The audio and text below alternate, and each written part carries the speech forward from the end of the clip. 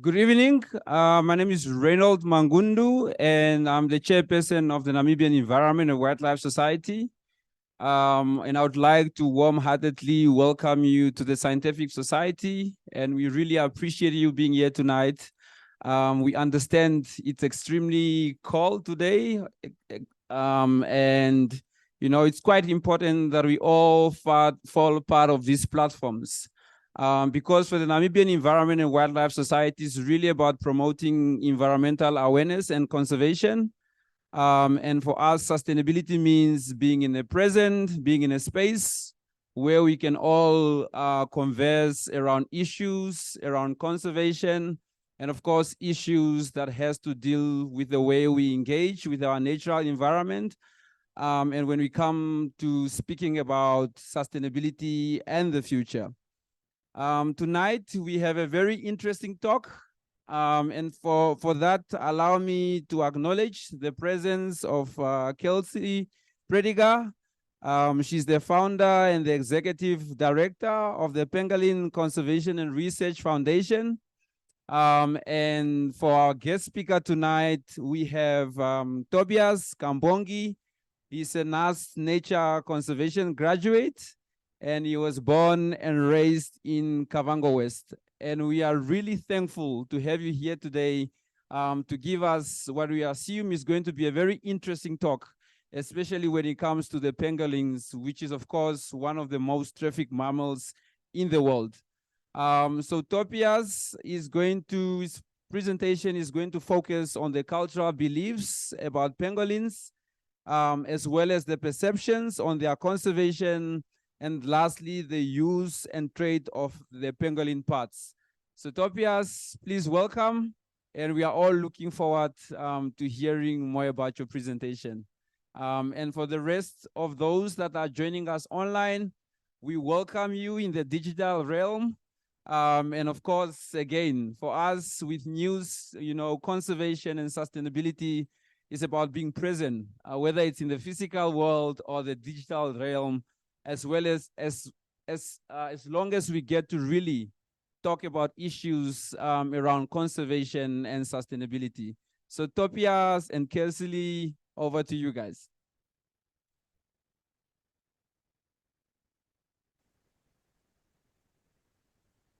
Thank you for everyone who's attending tonight. I'm just going to do a brief opening for Tobias. I see some new faces, and so maybe some of you haven't been to some of our previous talks. We actually had the privilege of being hosted in February, just before World Pangolin Day, which is always the third Saturday of February. So I'll do a little opening about our organization and some background information for pangolins. And then Tobias will present on his honors thesis, which he conducted last year and graduated this April. And I'll give a little wrap up about some of the exciting projects we have going on very, very currently. We are setting up a research center in the Nine-Eye Conservancy. So the Pangolin Conservation and Research Foundation was set up to address the gaps in pangolin conservation across Southern Africa. I did my master's thesis in pangolin conservation since 2018, and in 2020, when COVID came through, I was without a job and opportunity to continue the work. So it was a great time to found the nonprofit to focus on gaps in pangolin conservation. So our main focus is to ensure a sustainable future for pangolins through community engagement, conservation research, collaboration, education and awareness, and local empowerment. Through all of the work we do, our two main projects try to address those goals. We are a Section 21 nonprofit in Namibia, and we are also a 501c3 registered in the United States. Some of the objectives, breaking down those main themes, we employ pangolin rangers in communal areas to provide sustainable livelihoods for the protection of pangolins, and they also act as research assistants, collecting data and doing valuable work for us. Looks like the internet's gone down. So all of the research we do is applied. The main focus and goal of that is that we can inform conservation management plans and develop guidelines for the conservation of the species. And if you attended my talk in February, you would have heard about the background of pangolin conservation in Namibia. Namibia is actually a leading country in terms of conservation because we were one of the first countries in Africa to establish the Namibian Pangolin Working Group. We've actually drafted a conservation management strategy that is under review by the Minister of Environment, Forestry, and Tourism. So Namibia has actually done quite a bit of groundbreaking work, and all of the research we do aims to advise those things. We also empower local students like Tobias here. We, provide opportunities for local and international students. Eventually, we hope to set up a scholarship fund for pangolin-specific research topics. We also develop educational materials and all kinds of stuff. So here's some stuff we did with the Namibian Pangolin Working Group, a children's comic book. We also have developed coloring pages, activity pages, things like that. And we do a lot of awareness raising, whether it's through talks like this or even something so simple as getting people to buy these lovely little pangolins. So pangolins are popping up all across the country and internationally. And these lovely wooden pangolins are actually hand carved in the Nainai Conservancy by local communities. And so we're also supporting people. So you'll see the theme of our work is sustainability. So everything kind of supports one another. Looks like my computer is frozen. There we go. Okay, so we've had many projects that have happened and are ongoing. Tobias is the second honor student from NUS that we've had a pangolin project with. I completed my master's in pangolin ecology. We've also had students from Lund University. And then we have two ongoing research projects. One is a focus on resident wild pangolins, one of the only for the species in all of Africa. And then we also collect research data on the trafficked released pangolins. And some current MSc students at NUST we are working with on electrical fencing and prosecutions in pangolin cases. We had offered 2 honors this year, but unfortunately no students took them. But we will offer them again for the future.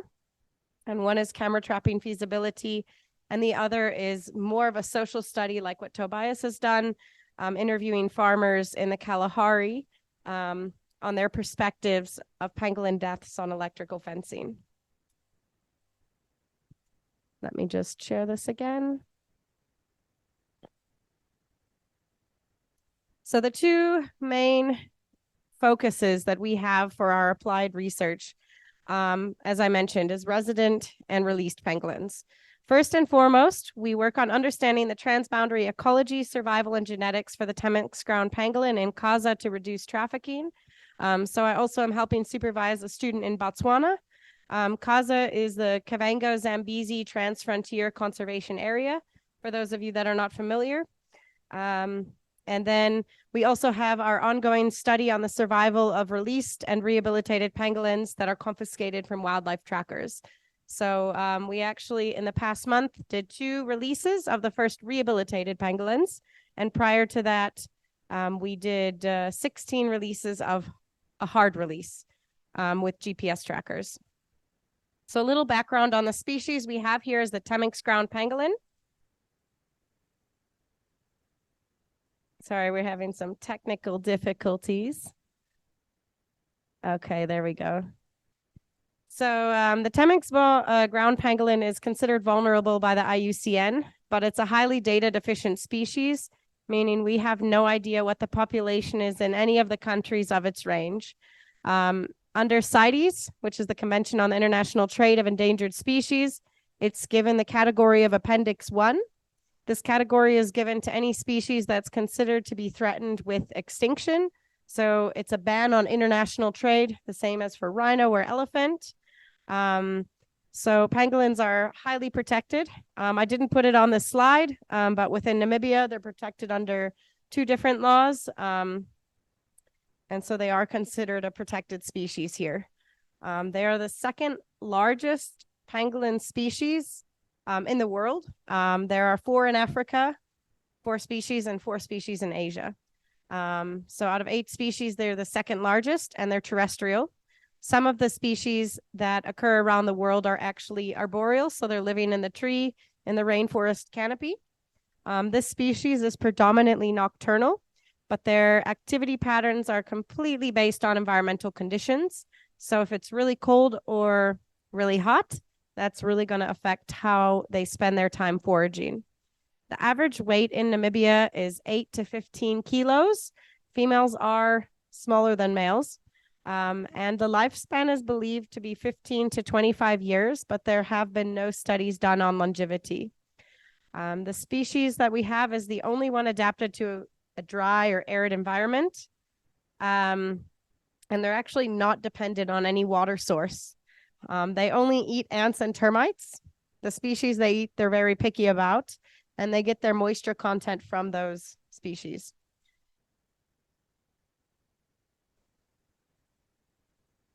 A little bit slow today. Must be the cold weather. Okay, so here's just a nice map to show you the distribution. So this species has the largest range, also out of all 8 species. So it's the only species found in southern Africa, and they occur all the way up through East Africa, even all the way up into southern Sudan and Chad. So it's quite a large range. And as you can see, they tend to stick towards a bit drier areas, whereas the other 3 species are found along the equator in more dense forests. So some of the requirements for their habitat include that it must be more than 250 millimeters of rainfall. This is something that's quite important in Namibia, as we have the desert. There's quite a defined range for the species of where they can and cannot occur. And as we're having more dry and drought years, this has a huge impact on the population and the species survival. But they're pretty much generalists. They like savanna, scrub, broadleaf woodlands, grasslands, bushveld, rocky hills, mountains, sandfeld. We've even identified there's kind of a trend of 3 different categories. About 80% of their diet is solely ants. Their foraging activity depends on the season and environmental conditions. Male home ranges are much larger than female home ranges, as they have a myrmecophagus. They have a polygamous mating system. So one male will often have 5 to 7 females that he visits. So his range can be quite large. The average male home range is about 20 square kilometers for a male, and for a female, it's much smaller, closer to 5. We've had the largest male home range actually recently recorded for any species at 96 square kilometers. So they can have quite a range. And this information is all important for us to learn because it helps us make decisions when we release confiscated pangolins. So as I said, they're predominantly nocturnal. When they're not out foraging, they're spending their time in burrows. And those burrows are very important because it's a temperature refuge from the heat or the cold. They don't have the capacity to really insulate themselves. They generally have a very low body temperature, and they are not having the capability to sweat either. So it's very important for them to find a thermal refuge to stay in. And they have very few natural predators and threats. Of course, any predator can kill a pangolin in the right circumstances, but adults are very strong. They curl into a tight ball, and that's their defense. So typically a healthy adult pangolin could not be killed by a lion, a hyena, a honey badger. Probably the only thing that can kill them, if they happen to be by water very easily, is a crocodile. Having said that, in areas where there's high density of predators, there's a lower density of pangolins because the offspring, when their scales are still getting hard and developing, they can be a target for predators like lions, hyenas, honey badgers. More often, the leopards and cheetahs are just curious than doing anything bad to them. So they give birth to one pup per year after a gestation period of about 105 to 140 days. This is highly debated topic at the moment because very little research has been done on it. But this species is born about 300 to 400 grams, and they grow very quickly. After about 2 months, they start to spend more time out of the burrow, and they start to eat ants and termites. And about 4 months, they're weaned from the mother. At about 8 to 12 months is when they begin to disperse from the natal range. And at that point, they could be anywhere between 3 to 5 kilos. And by the natal range, that's where they grew up with their parents. So from about 4 months, they'll start spending time on their own, but they'll usually still be in the same vicinity as their mother. So as I mentioned, we don't really have a great idea on any populations in any country. Some rough numbers were thrown out for South Africa about a decade ago. So there are a few current projects, and some of ours are one of those projects that are looking at home range sizes, as well as monitoring methodology to try and estimate populations. But if we're realistic at the rate we're getting funding for this, which is almost not at all, we probably won't even be able to make a guess in the next 5 years. It's going to take us 5 to 10 years at the slow rate that we get funding for resident pangolin work. So the number one threat to pangolins are people, with that being driven by the illegal wildlife trade and poaching for illegal use. The number two threat is actually electrical fencing. So any electrical fence that's under 30 centimeters or so is lethal to a pangolin because this species walks on their hind legs and they walk right into that fence. If you look at the middle photo, unfortunately, they just curl around it, and probably 90% of the time they die immediately. And if they don't die immediately, they have severe burns that get infected and usually lead to death. Outside of those two main threats, climate change and drought are very, very serious, especially if there's habitat that's been overgrazed. If the average is 250 millimeters of rainfall and it falls below that, the ants and termites that they like to eat actually hibernate underground in Asia. But in Africa, it's never really put a major threat to pangolins. They've been used for bushmeat, whether it's for medicine, spiritual beliefs. There's never been some really big pressure on it. It's been fairly sustainable, one could say. But unfortunately, pressures from Asia, especially traditional Chinese medicine, have put pressure on pangolins that now they're actually bringing poaching to Africa to meet the needs of these Asian markets. So not only are they used for different medicinal purposes in Asia, they're also eaten as a delicacy in Vietnam and China.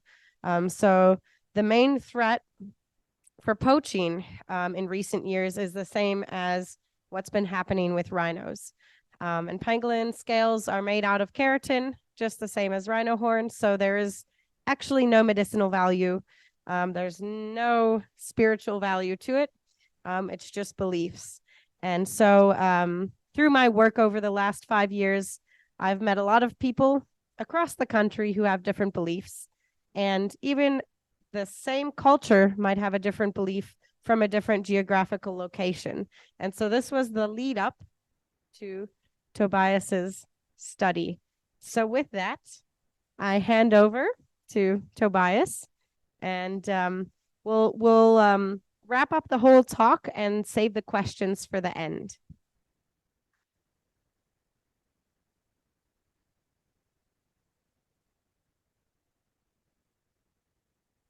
Good evening, everyone. My name is Tobias Kambongi, all the way from Kavango West. Firstly, I would like to thank the organizers of this event, particularly news. I did nature conservation. I started nature conservation in 2017 and graduated in 2021 with my bachelor degree in nature conservation, and then went back to the Namibia University of Science and Technology last year, 2022, to do my honors degree in nature conservation. So I'm glad to share with you about my main thesis about assessing the use and the use and beliefs of Namibian cultures about pangolin.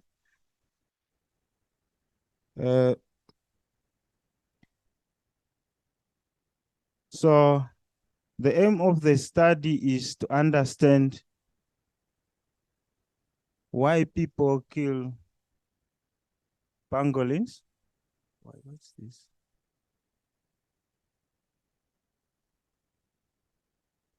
The aim was to understand why people kill pangolins and how the reasons and beliefs vary across ethnic groups in Namibia.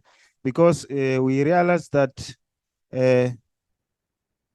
attitude studies and the study objectives were to determine the knowledge and use differences within and between ethnic groups and geographic regions.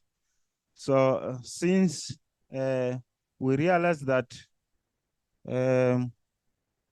our different perceptions affect the conservation of different species. So that's why we aimed to look at the beliefs and the perceptions and the knowledge within and also across cultural groups in Namibia. And also to determine the influence of culture and belief systems on conservation of pangolins.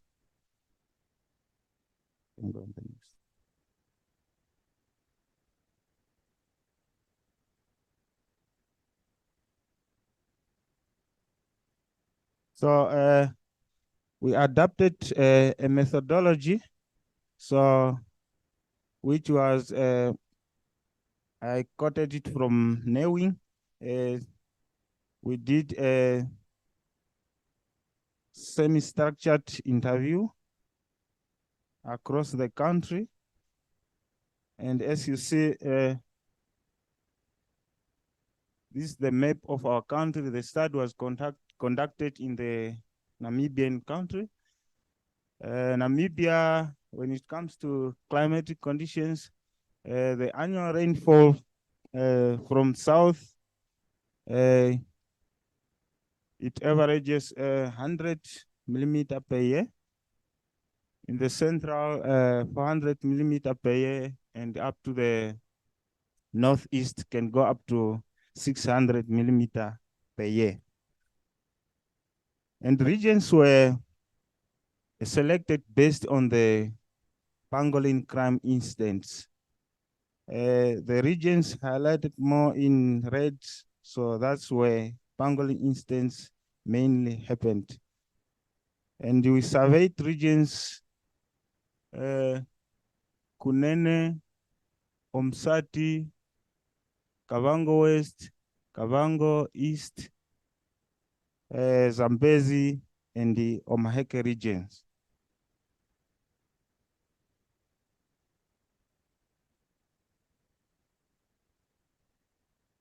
So primary research questions such as, what are the justifications for hunting pangolins? Another question would be, how are pangolins used locally? And also, how are beliefs, uses, and knowledge about pangolins differ within and across cultural groups? And also, how can we put to an end wildlife poaching and promote species conservation? Sampling procedure and data analysis. Data were conducted by having interviews with local people we went down in rural areas to have interviews with people on the ground. So because we believe that those people are still mainly practicing their cultural beliefs than us living in the cities. So we're using questionnaires, and participants were chosen based on their availability and willingness to share information that can share much information about beliefs and the attitudes or based on the conservation of the species. And also, we collected data by using EpiCollect application by recording the audience of the respondents. When they were speaking, we were recording them. So later, we imported the audios into the Max QDA. It's an application that one can use to transcribe audios into texts. And further in Max QDA, we categorized and grouped and then summarized the data. And then later again in Max QDA, so we still further imported it into Microsoft Excels, where we generated some charts, and also we did some charts in Max QDA, and also in Word, where we finalized and cleaned the data.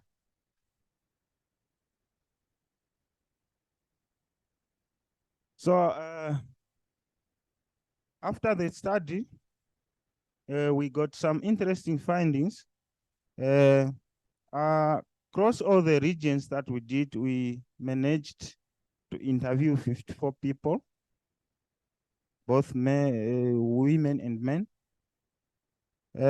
Men were the highest of the people we interviewed, which represents 74%, and the women, we only managed to interview 14, which represents the 25.9% of the respondents we interviewed.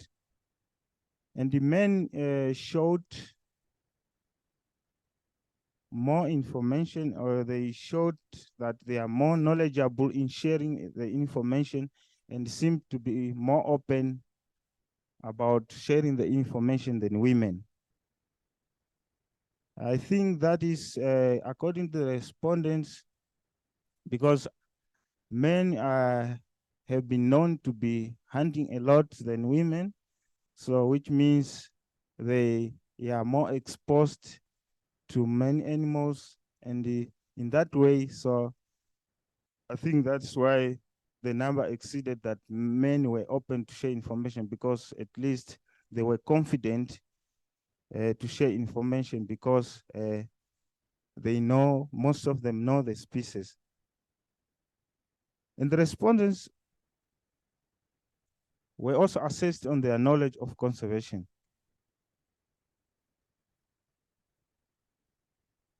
The charts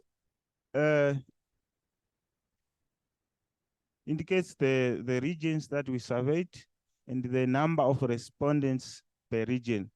In Kunene shows the highest number of respondents, and then Kavango West, Zambezi, Omaheke shows the least number of respondents.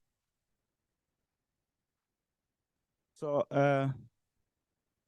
as we know, Kunene, I think it's also one of the regions which has many conservancies, and the conservation is kind of more developed in Kunene than other regions, like to say Kavango West and the Kavango East.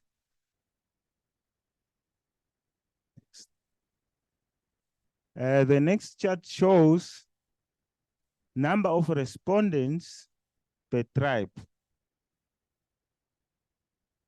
And also the men and women. So Himba shows the highest tribe that we interviewed. As we found many respondents in Himba tribe, and also Subia shows the least one when it comes to male respondents. Kunene, I mean, yeah, that's all about this chart. So you can see men, and we only managed to interview male respondents in the Himba tribe. Next. And this chart shows various ages that we managed to interview. We managed to interview people of ages from 20 to 60 plus. So the highest, I think the highest age group was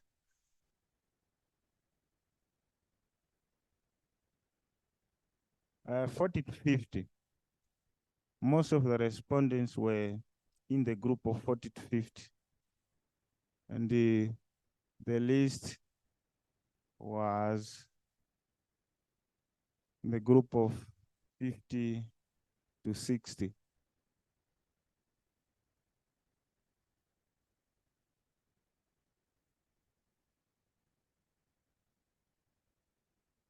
So we also, respondents were asked about how their tribes value pangolins, and they were presented with different types of values that we are going to find on the next slide.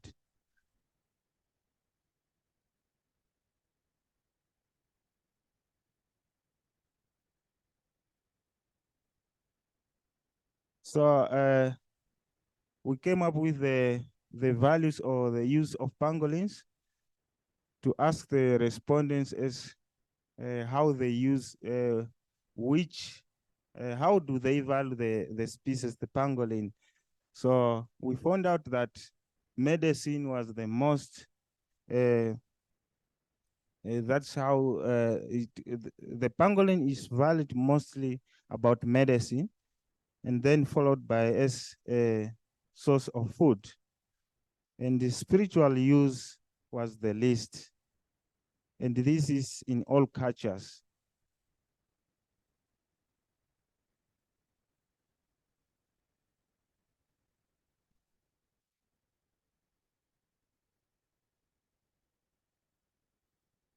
So this is what I just explained. Communities reported using pangolins mostly for medicines, then followed by food. Spiritual was reported to be the least. And pangolins they are also traded for money. So that is on black market. So we didn't get clear information there. So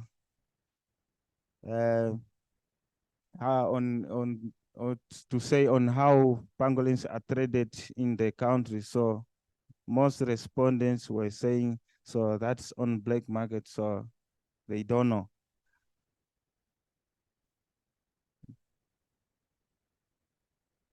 And when it comes to belief, it's widely believed that pangolin brings lucky. Most of the culture, all the respondents that we interviewed in all the tribes, so they said a pangolin brings lucky. When you find it, it brings lucky.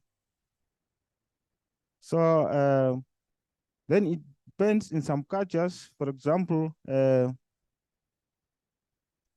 in Herero culture, and this depends, as Carlos mentioned, depends on the geographic regions.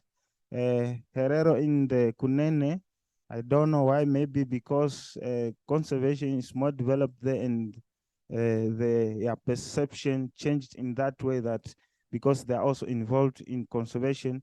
So they don't really necessarily eat or take a pangolin for food. But Herero in Yomaheke, so once they find a pangolin, they say it's a lucky.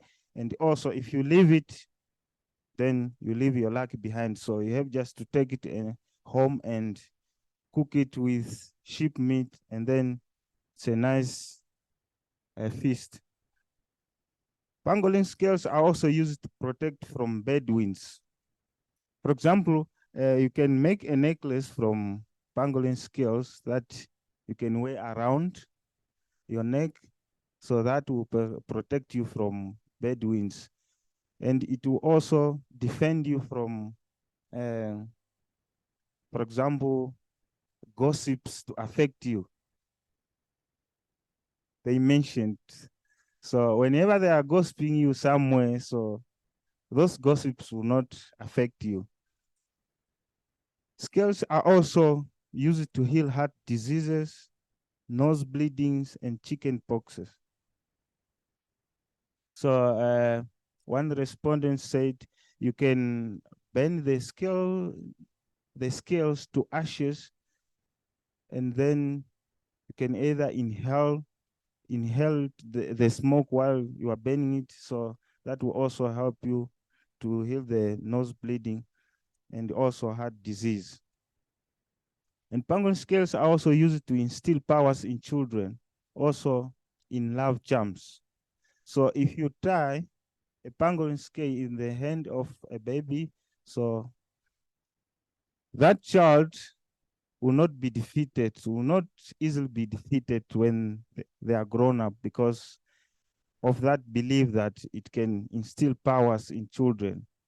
And it can also use in love charms, like if you have your bottle of Vaseline and put a scale of a pangolin at the bottom, then and apply that Vaseline on, so everyone will smile at you wherever you go. And pangolin also foretells a bad omen if found crying. So this is particular in Subia culture. We found a man who told us a lot. In the past, they use it. If they find a pangolin, they will just clap hands to it, then it can dance tirelessly. Can dance the whole day, he said. So, and if you find it crying, then it's a bad omen. And in Subia culture, they don't eat a pangolin. Let me say, in most of the respondents that we interviewed in Zambezi region, so they said they don't eat a pangolin in their culture. And this one states the reason of now doing research on beliefs, because we already know that based on the beliefs of that region, so we can have a high number of pangolins there, because they will not mainly go after a pangolin because they don't eat it, unless maybe for trade. Next slide. Conservation knowledge. Respondents were also assessed on their understanding of conservation, that we'll find on the next slide. Among all the respondents, so we assessed them on their knowledge of conservation. 20, we found that they are at least have knowledge of conservation and they are involved in conservation. At least more than 40 knows about conservation, but they are not involved in conservation. Around 20 involved in conservation also. Their family involved in conservation. And the 9 knows but no experience in conservation. They just heard about conservation, but they really don't know how it looks or sounds. And the 4 had no idea about conservation. So we did this just to have any idea of how the knowledge of conservation can affect the species conservation.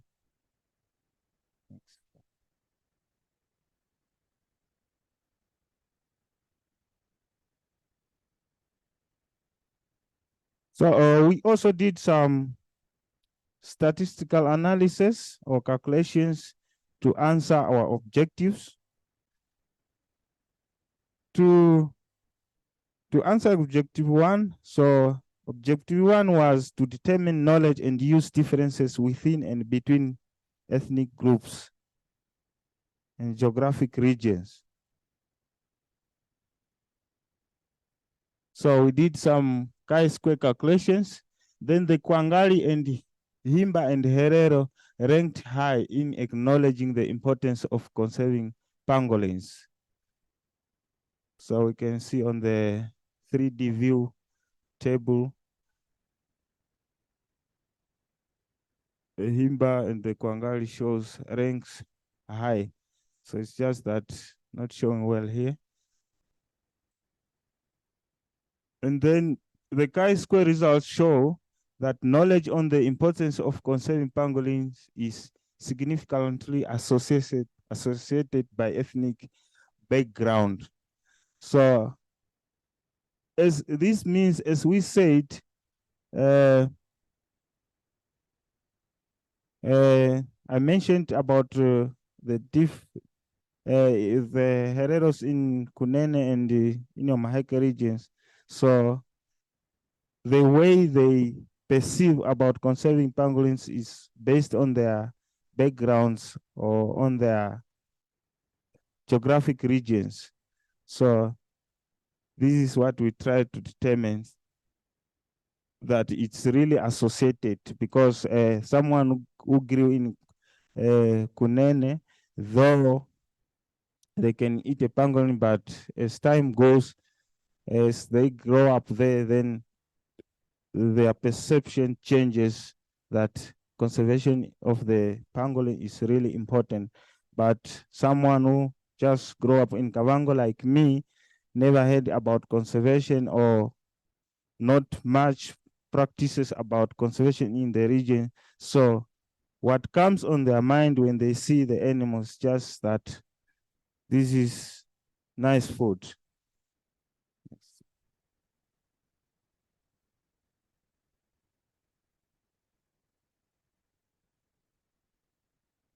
Oh. Next slide. Yeah. And we also use this PMN, rank correlation analysis, to determine the culture beliefs on conservation of pangolins. We compared the conservation culture and beliefs, so how they affect each other. So not statistically significantly relationship. We did not find a statistical significant relationship between the three variables. However, the three variables showed positive relationship or influence on each other. This means conservation value increases as cultural value and beliefs increase. However, this relationship was statistically weak. So I always give this example to myself. If we compare conservation culture and belief, so before I started doing conservation, I also could not care about not to kill an animal. But after studying conservation, it's now like conservation is my religion. So then in that way, my belief also changed about animals or about pangolins. Based on the culture, as mentioned earlier, most of the cultures in Zambezi, based on the respondents we interviewed, they don't eat pangolins. But other cultures, most of them, for example, where I come from, they eat pangolin. So that can affect the conservation of species. So this is the whole idea of the calculation, the analysis we did here.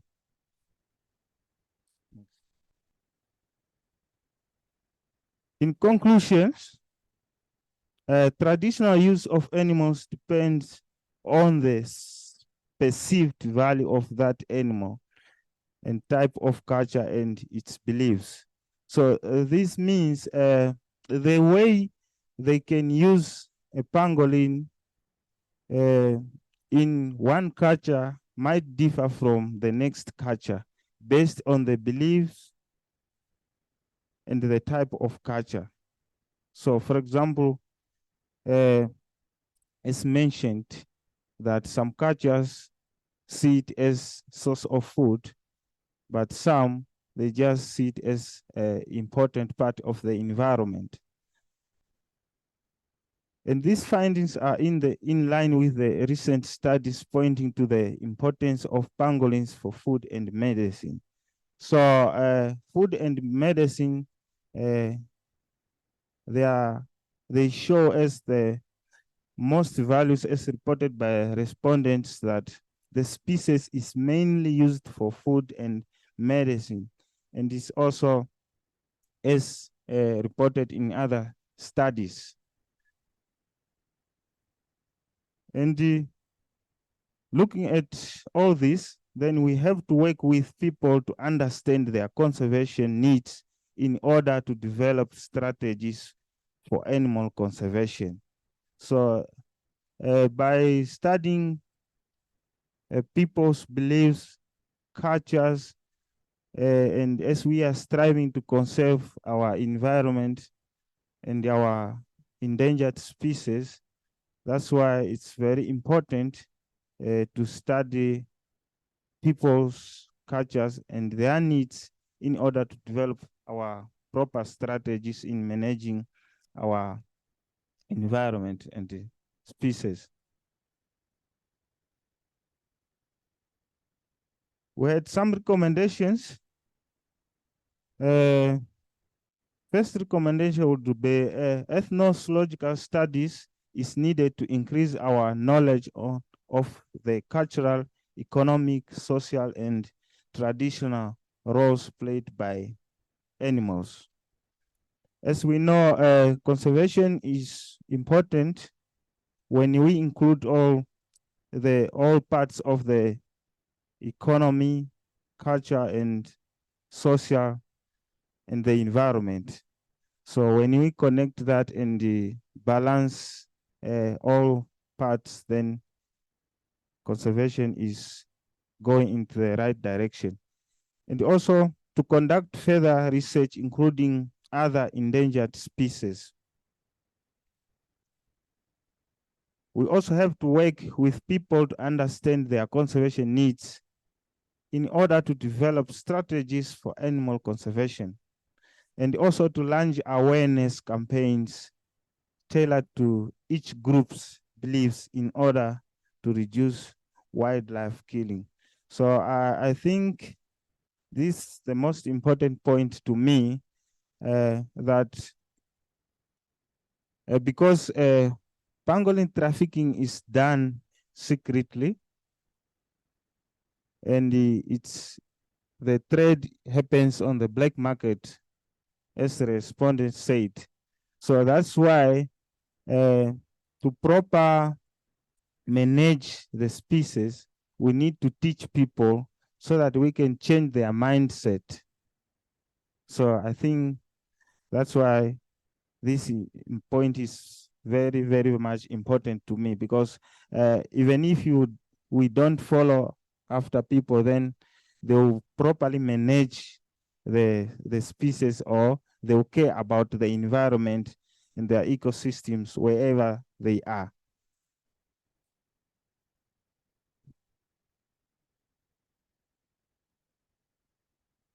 Did I go through the literature again? So to go through a bit about literature review, they say over 1 million pangolins killed over a decade leading up to 2014. And also ethnozoological survey of traditional uses of smoothia teminki in Southern Africa. Local knowledge and cultural use of pangolin is in. So yeah, those are some of the literatures where we got some information.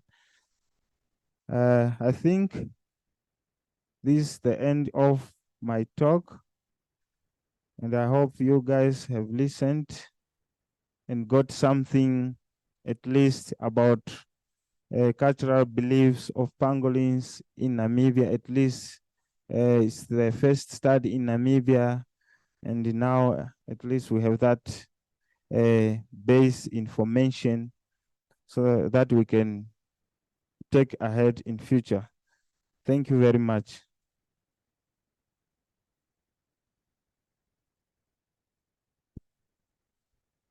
Thank you, Tobias. I just have a few more words. As I mentioned, I'd like to talk about one of our exciting projects that's going on right now.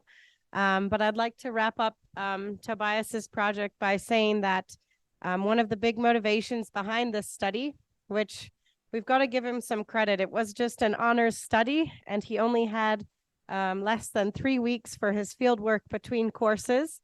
So he was able to collect quite a bit of data.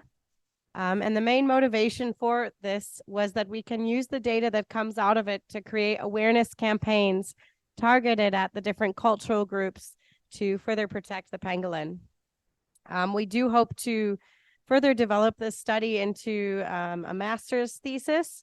There's a lot of data that we weren't able to collect because of the time frame and limitations. For example, one of my favorite cultural beliefs, which I'll talk about next, is the belief of the San people, the indigenous San Bushmen. They actually believe that the pangolin calls the rains to come, so they need to protect the pangolin, otherwise they won't get rains, which are much needed for their food and resources. Another belief is also that the scales, if someone kills a pangolin and you unknowingly pass that area, you will have a nosebleed that doesn't stop and it can kill you. So traditionally their culture is to actually protect the species, which is something that's led us to establishing this project in that area. I can add there's a lot of other interesting cultural beliefs that we didn't capture in this study, just due to some limitations, such as I've heard across the Oshivambo culture, some believe pangolins to be a bad omen because they see them in the drought years. So they think that pangolins bring the drought. It's actually tied to their ecology. In the drought years, they're more active in the daytime because they're starving and foraging for food. So a lot of these traditional beliefs actually tie very closely with their ecology. It's believed to be lucky because you might see it once in a lifetime. Some cultures protect it for that luck. Some kill it for that luck. So it's quite an interesting relation that we also hope to develop further. So carrying on, I just want to make this as quick as possible. I know we're kind of running out of time, but because we are launching our research center very soon, I wanted to talk about a project that's very special to me, as well as the communities that we work with. So we engage with the indigenous San communities to save the pangolin species, and this is our Nine-Eye Pangolin project. As I mentioned, we chose the Nine-Eye Conservancy for one reason being the cultural and spiritual beliefs, but also because it's a great area. This area is an integral part of the Kavango-Zambezi Trans-Frontier Conservation Area, which is known as CASA. If you look at this bigger map up here, this is Namibia. The Nine-Eye Conservancy is about 90,000 square kilometers. And if you include the neighboring conservancies, raising awareness for the protection of pangolins. And so some of the ways that we support communities, we have a handful of full-time rangers, but over the last 10 months, we've employed nearly 30 part-time rangers We've done outreach across 22 villages. When we do outreach, we bring donated clothing and food parcels. You know, true conservation starts with the people that have to live with the wildlife. So we do our best to support those people and make them feel supported. We spend more of our time with communities than we do doing the actual research, but it's quite rewarding because we've had quite a great response. Another way is by selling these wooden pangolins. If you look at the picture on the left here, that was 1 month. 1 month of carved wooden pangolins from the community behind, and that provides enough food for the community for 1 month. On the right photo, it's our lead ranger handing out some toys and clothing that was donated. And so we do our best to support people across the Conservancy. Here's our pangolin ranger team. Just a few photos. It's not everyone together. And as I've talked a lot about applied research, Tobias's project is a great example. The research wasn't done for academia, but to inform an awareness campaign. And the research we're doing here is to help us understand populations as well as some of the first observations for the species. So we've tagged 8 pangolins in the past 2 years, 4 in this year alone. We're mostly held back by funding. We've identified over 30 resident pangolins since July of 2022. We've been able to record the first wild pangolin pup mortality for Namibia, also an adult that was predated on by a honey badger. And these are also the first pangolins to be researched in a semi-wetland system, in an open conservancy system amongst villages. So it's a lot of extremely valuable data that we're getting out of this research. Pangolin, a bat, and I think I'm forgetting something, an aardvark. Down here, we've got a record of a Mozambican spinning cobra, which does occur in that region of the country, but there's very few records. So all of the data we're collecting is not just helping pangolins, but it's helping our understanding and conservation in the area. The video's playing. I guess I'll let it play for fun. If you look up here in the top, we've got a lot of bat activity. I think we already had the slender mongoose. Here comes an aardvark.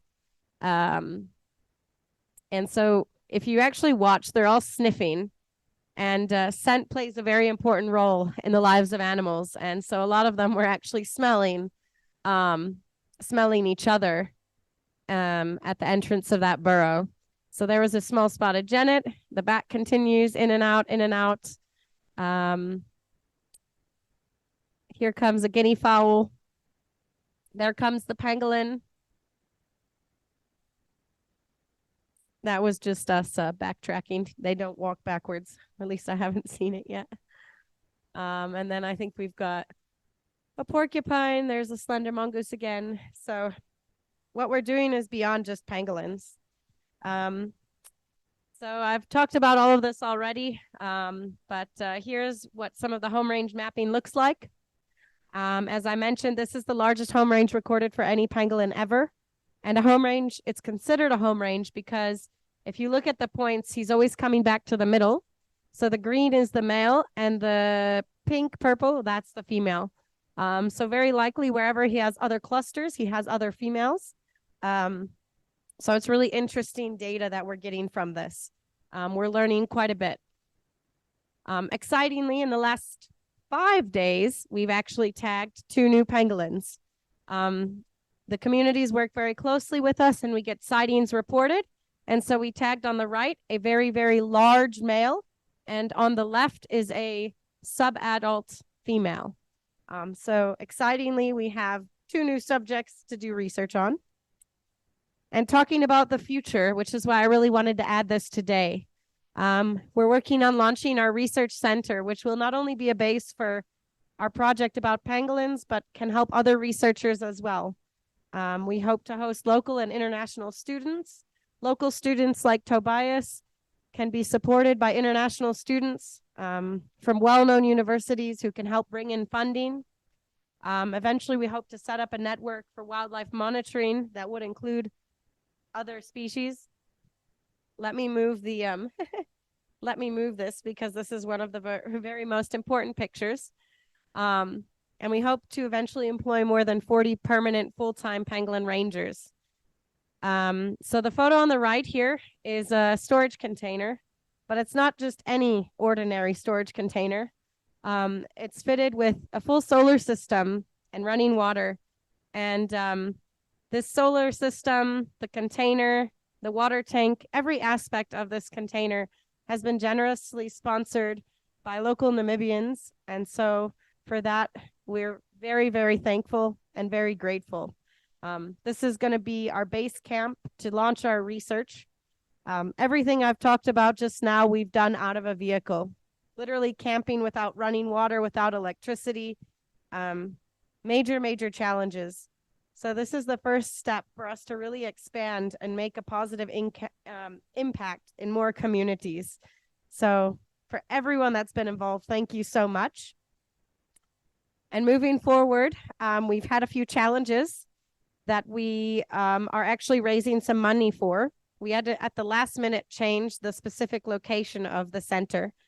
So at the moment, we have to dig a trench for a pipeline that is 2 kilometers long, and we now have to pour cement slabs because the original site had infrastructure and the site does not. But we're excited to say this is the future home of PCRF in the Nine Eye Conservancy.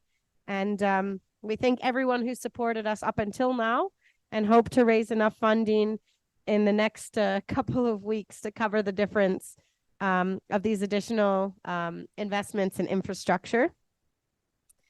And I'll wrap it up with here are some awesome photos from a few days ago. The guys have started digging the trench, and we've been able to employ 15 guys from 3 local villages on a part-time basis to help with the digging. And that's in addition to our existing core team of 8 pangolin rangers. So we've got quite a team on the ground. And I just really wanted to share that with you guys today because it's quite exciting for us. After being up there for 2 years, living out of a car for weeks at a time with no running water or electricity is very difficult. Electricity is very important because our work is done at night and we need electricity to charge our headlamps, to charge our, you know, our spotlights. Can be dangerous. There's elephants, lions, all of that up there. So I'll leave it at that. Thank you, everyone. I think we can open it up for questions for Tobias or myself if you have anything.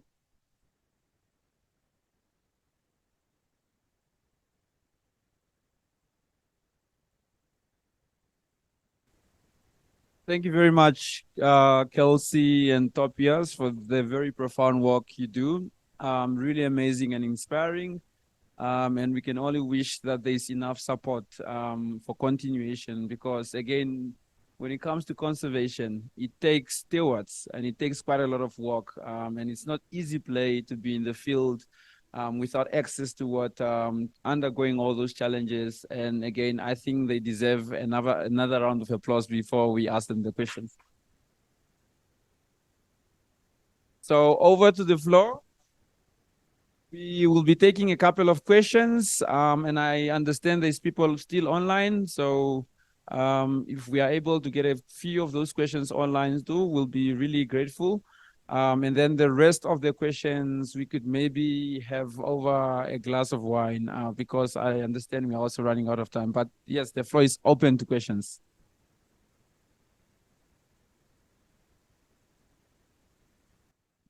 Have you noticed much competition between the aardvark and the pangolin? Generally speaking, there's not much competition. The pangolin actually prefer to use the burrows dug by the aardvark.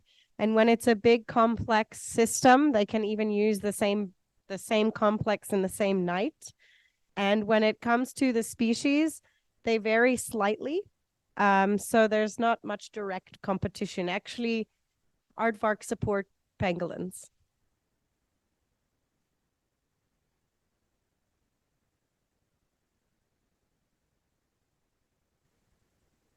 Thanks, Zach. Thanks. Awesome. Thanks for that great talk. In looking at the demand for pangolin, often cited as the most trafficked animal, I think you can like break that down into domestic and international trafficking. And when you look at sort of the cultural associations with both domestic and international demand, I imagine that could be slightly different. So we're looking when you sort of trace the pangolin trafficking line, you have access to the animal, and that depends on whether or not the animal's there and whether or not people can actually find it. And then local demand, which is sort of rooted in cultural beliefs and local access. But then there's also the international demand, which is sort of rooted in the international demand and also access to the international markets. So in your work, and maybe you didn't ask these questions, but I'm curious to know what you think. What kind of cultural differences are there in local demand versus international access to international markets?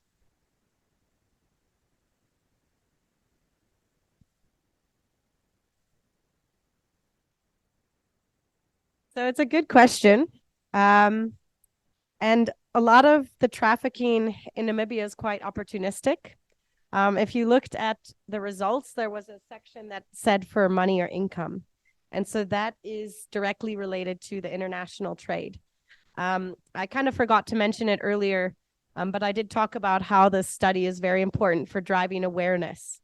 There are still a lot of people in this country that don't know it's illegal to do what they're doing with their local beliefs.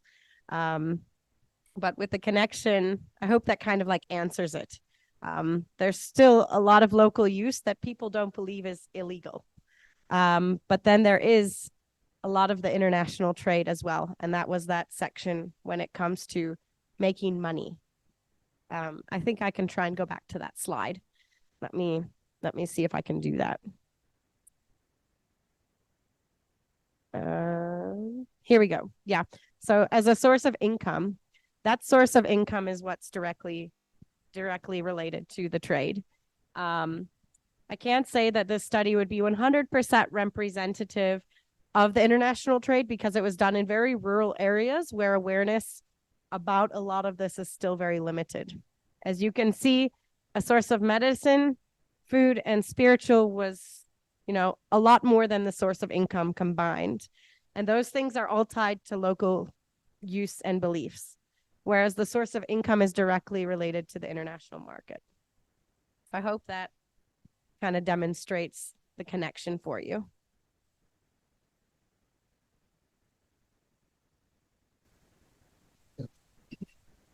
Thank you. Thank you very much. I think for me, maybe earlier in your presentation, you make reference to the Ministry of Environment or the government. I'm trying to understand. You said it's been declared, or we have a policy that it's illegal.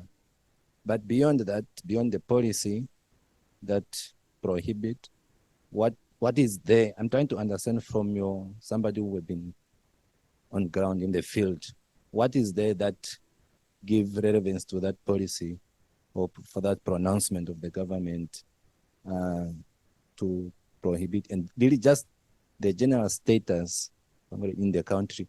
I understand the tribal belief and value, but maybe what else is there that we need to understand, we need to know from you? Thank you. So that's a very good question. I didn't go into much detail because I am not a lawyer or politician, so I'm not very good at describing these laws.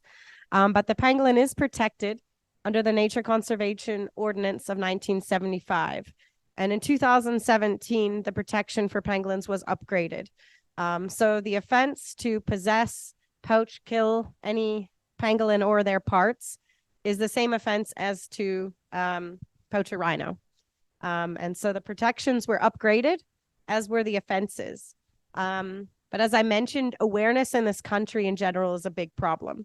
A lot of people don't know that it is protected, especially protected. If you know, any wildlife in this country is protected under the Nature Conservation Ordinance of 1975. You cannot just go and kill a gemsbok. You cannot just go and kill a zebra. So that is a general protection for every species. But then there is a special policy introduced that gives it a status of being specially protected. I should have actually had that slide in here, and I can try and pull it up. But in 2017, the law was upgraded to make the offense comparable to that of poaching a rhino. So I can tell you the poaching of a pangolin is punishable by up to 15 years in prison and up to a 15 million Namibian dollar fine. The trafficking of a pangolin, so if you're involved in actually trying to sell it, not just possession or killing, if you're actually trying to sell it, so the act of trafficking is punishable by up to 25 years in jail and up to 25 million Namibian dollar fine. However, it's a complex system. Prosecutors, magistrates across the country, their knowledge and understanding, even if they know what a pangolin is, their understanding is limited. So when you look at the prosecutions and cases that have come across in the country, nothing has been close to 15 years. Nothing has been close to 15 million. But there have been a lot of special wildlife courts that have been held in collaboration with the Ministry of Environment, Forestry and Tourism and the Blue Rhino Task Team, where they're actually making much progress. So I would say, to my knowledge, last year, the highest sentencing was 9 years imprisonment and I believe an $800,000 fine. So I hope that kind of helps put that into perspective with you. And everything that we do as an organization is in collaboration with the Ministry of Environment, Forestry and Tourism, because pangolins are a specially protected species. So all of the work we do with the release of pangolins is in collaboration with the government. They're the ones confiscating and rescuing the animal. They're the ones transporting the animal, but we assist providing rehabilitation and monitoring after release. So I hope that kind of helps answer the question for you.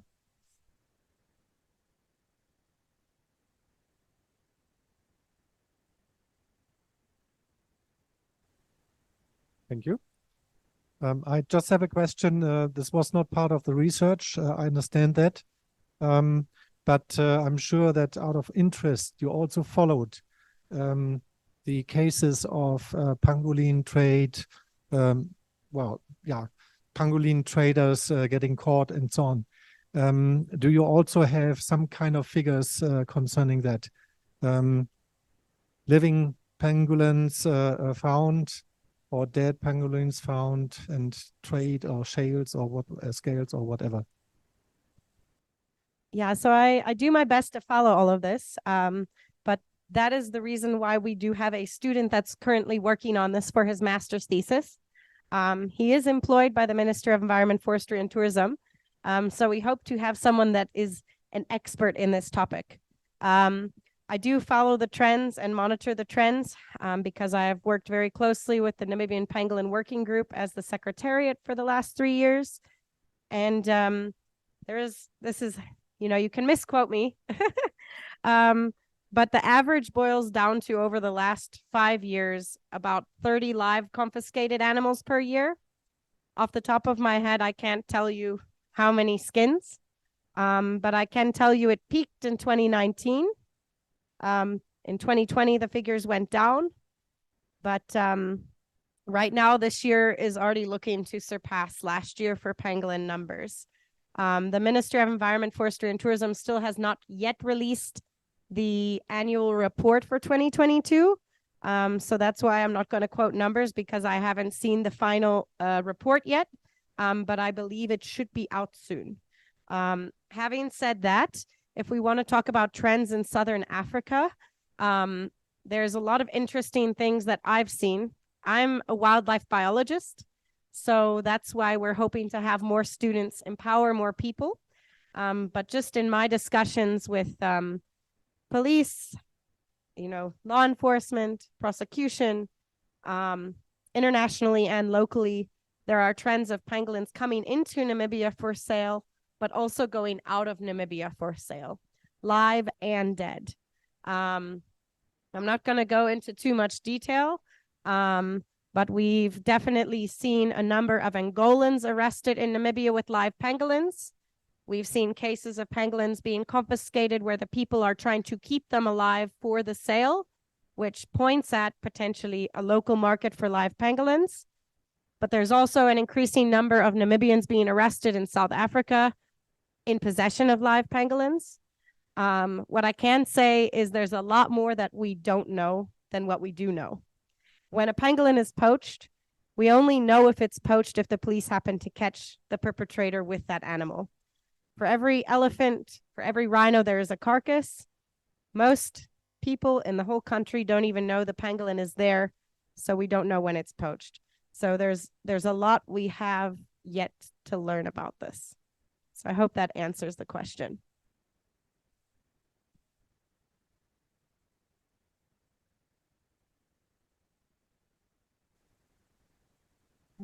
As I understand, they eat particular kinds of ants. Now, when you find one of these pangolins and you now need to save it, how do you as a wildlife biologist determine what to feed this pangolin with and where to actually release it?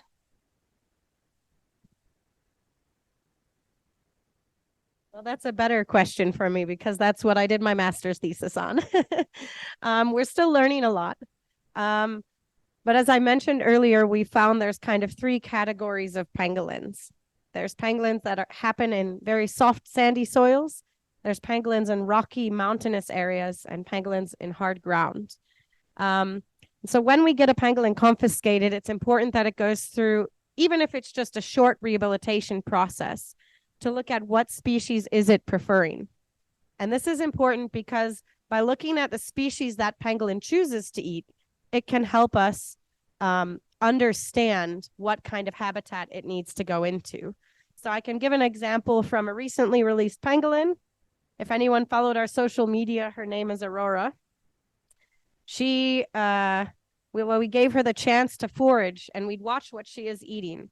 And we gave her the chance to forage in sandy soil, the chance to forage in a mountainous area, the chance to forage in hard ground. And we looked at what species of ant is she preferring. And there was a very specific species that she would always go back to and spend her time eating. And that species is an indicator of soft soils. So we knew, okay, wherever we release her, whichever reserve, park, or land, it needs to be sandy soils. And so based on the different species they prefer, it helps give us an indication of what they like to eat. Having said that, there has been very limited research. So we're still learning a lot more in different areas on even more preferences and species. But that's one of the important indicators of where to release and what they're eating.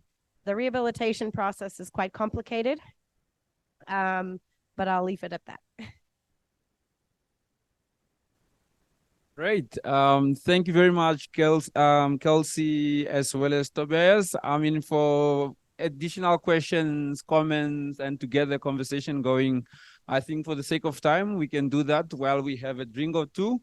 But before we close, and to say thank you to our guest speaker, Tobias, we, as part of the Namibian Environment and Wildlife Society, as our tradition, we prepared something for you. And of course, for both of you, maybe you could share, but you know, it's with a very warm heart from myself, from News. Thank you to the audience. Thank you for those that joined us online, and we look forward to hosting you in many more exciting talks that are coming. And again, and my takeaway for tonight is, of course, that when it comes to conservation, we should not forget people, because people are inherently part of nature. And for us to find solutions, we need to have the two in mind every time. Thank you and good night.